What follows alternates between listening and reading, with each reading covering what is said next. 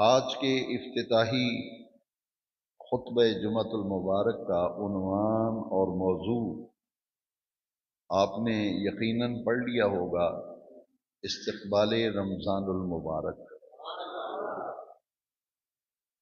اس لیے کہ پیر شریف کو شعبان المعظم کی 29 تاریخ ہے۔ اگر پیر کے دن شام کو چاند نظر آتا ہے تو منگل کے دن پہلا روزہ ہوگا، اور اگر پیر کو چاند نظر نہیں آتا تو پھر 30 دن مکمل ہونے کے بعد بدھ کے دن پھر رمضان الکریم کا پہلا روزہ ہوگا۔